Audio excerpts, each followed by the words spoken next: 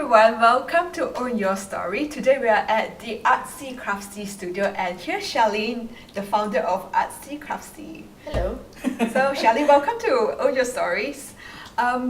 We met a few years ago, right? Yeah. And at the time when I was still in the coffee industry, and at that time you just make a huge transition in your life, Yeah. switching from corporate as a copywriter in Sunway to becoming a full-time lifestyle blogger and entrepreneur.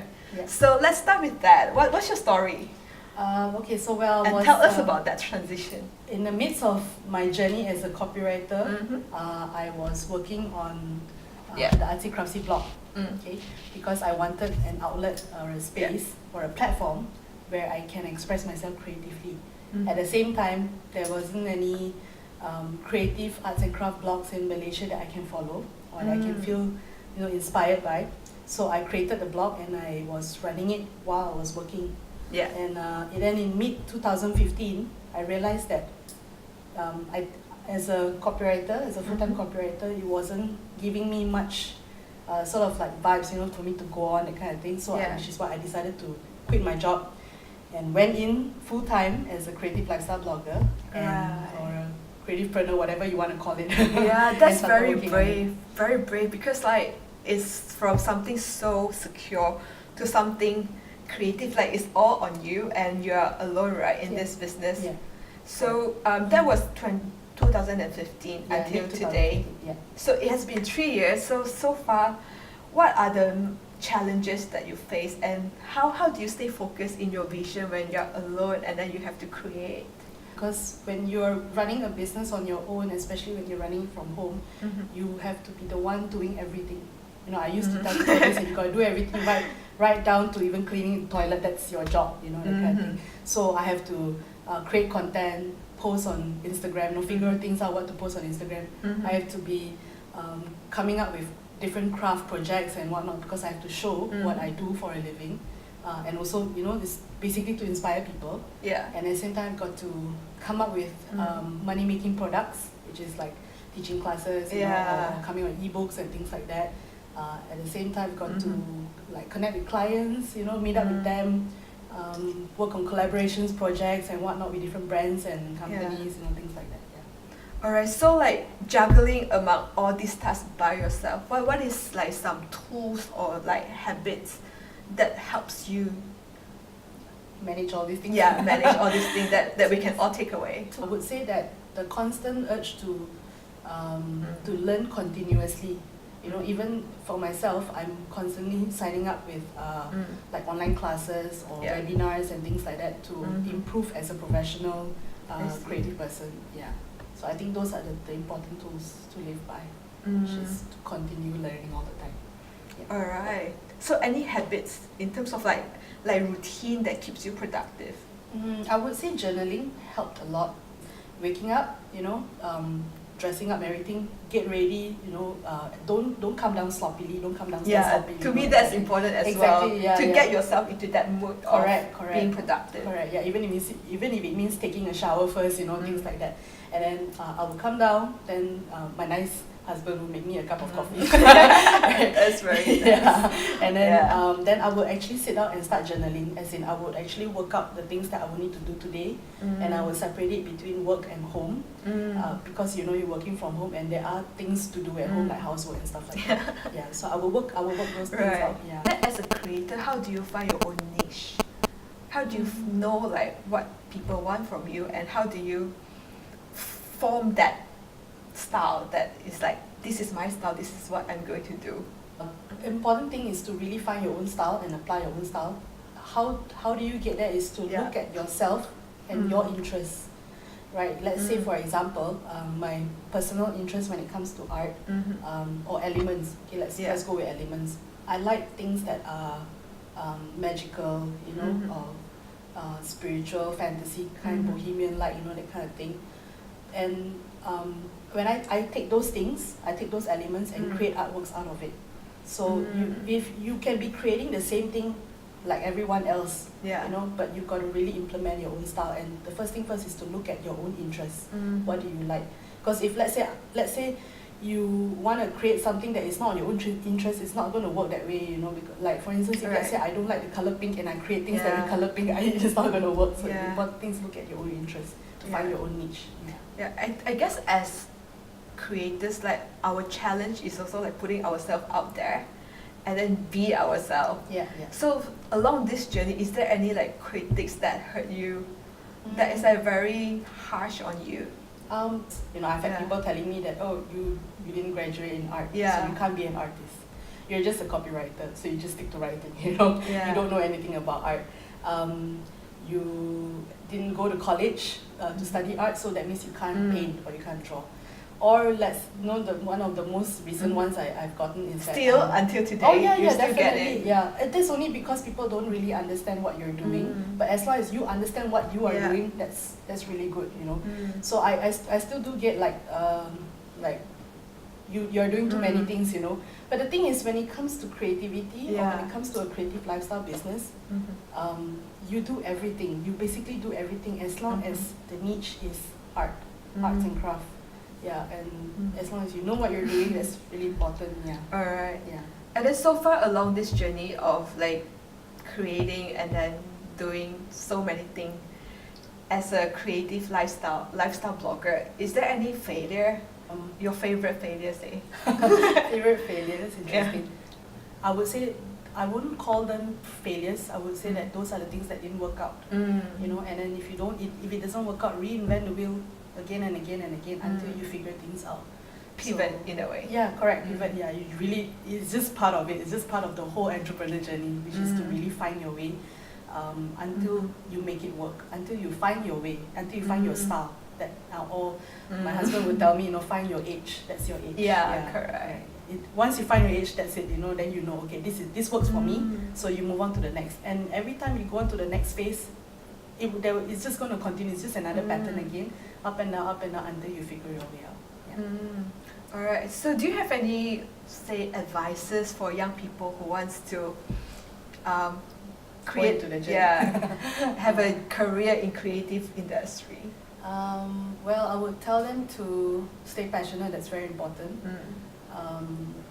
Enjoy what you do and do what you love, because that's where the money will be. You know, it doesn't make sense if you are studying graphic design and then you go out and you go and become a real estate agent. You know, unless that's your niche and you find that, okay, real estate agent, that's my kind of thing, and you found a way to work into that and make that turn that into your passion, that's fine. And that will make sense because once you make that into your passion, that's when the money will come. So that's very important, which is to follow your passion. That's what actually people mean. Don't just do things blindly and go to college for the sake of going to college. You know, figure things out, do what you really want to do. So what's the process like to turn art into something that can be monetized? What's the process? I would say that finding a balance between being creative and being realistic, or which is being creative and being commercial. When I say that, I meant like because people know that creative people are eccentric. You know, we come up with all kinds of funny art stuff. You know, like abstract art and things like that. But it's really important to find the balance, that middle line there. You know, to create products that people would want to buy, that people want to use. Like when you look at it, and say, oh, I like this. I know I can use this, and then they would want to invest in your product. So that's really important. I think that's the process, which is to understand these things. There is a difference between, you know, like marketing and making art as well, things like that. Yeah, when you work with clients, what's the thought process like between what you want, what you want and what client wants? I would say understanding the client, right? You gotta really understand what the client wants, and then you gotta implement, not say implement, like sort of like tell them what exactly how you work and your style, and find that area where you can agree to get really at the same time and create something together. That's really important as well. Or any tips in finding the right clients? And how to say no to the clients that... Tell them nicely, I would say. Professionally. Be professional at all times. I think it's really how you carry yourself. Like I've noticed some handmade business owners out there, if they want to go into this, they really got to carry themselves professionally. Whether it is creating a good image on Instagram or Facebook or your website, these are very important images. Right. When you create a professional Instagram, for example, Instagram image with good branding, people will take you seriously, right? And then when you talk to the clients, that's how you are able to communicate with them. Then you will be able to understand you as well. So when you tell them something like, okay, I can't do this because this doesn't, I can't charge you this, this amount, it has to be higher, things like that. At least they will understand you better as well. Yeah. But of course you will come across like the problems, with some clients that they might not be able to understand, or they might undercharge you, and things like that. We have encountered things like that before. Yeah. Alright. So from your own observation, are there any like bad recommendation in this creative industry? Bad recommendation. Yeah. I have heard over the years that people say, you can't make money out of art, go back to corporate, that kind of thing. But to be honest, I mean, there are starving artists out there, we won't deny that, but that's just everyone's journey, like their own personal journey, and how they come out from it, that's really up to them, and I wouldn't say people would really recommend these things, but I would say, leave it to them to decide. Whether it works, whether it doesn't work, that's everyone's personal journey. So who are we to give bad recommendations, right? Yeah. Let's talk about the best investment you have made on yourself in the past 3 years. It can be in terms of money, time, or energy. Okay. I'm glad that I've quit corporate to paint and write. Yeah, I am glad. I mean, there are days that it's difficult, I won't deny it. Let's be realistic, it's really not easy.